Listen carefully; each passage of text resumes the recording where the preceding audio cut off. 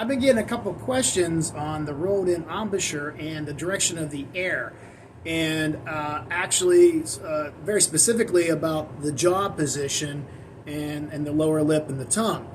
And the way I was taught a long time ago in drum and bugle corps was more along the lines of the Roy Stevens method.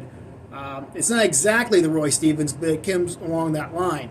And that is directing the air in different angles to help you into different registers. For instance, the way I like to think of it is as I'm ascending, I'm blowing at a steeper angle into the cup of the mouthpiece, creating an angle. Or I like to actually think of it as leverage. I'm trying to leverage the air in a certain way. I don't want to muscle it. I don't want to force it. I want to think about leveraging with it.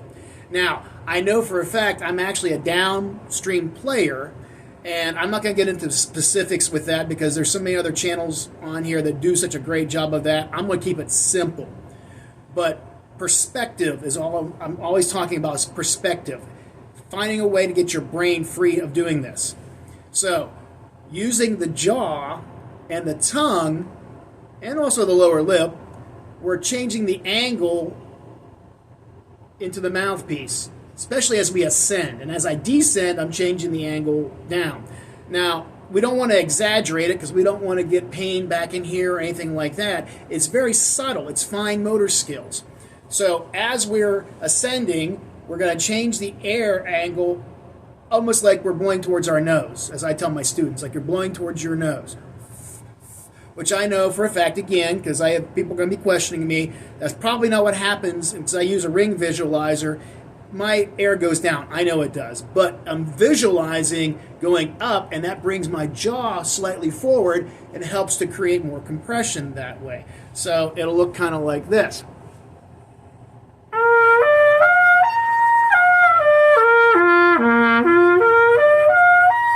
And all I'm thinking about is leveraging the airstream going up this way into the top of the mouthpiece.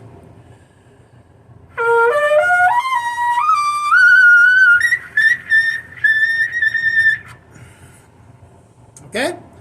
So, it's an experiment. You've got to figure out exactly how much you need with the jaw and with the tongue and the lip.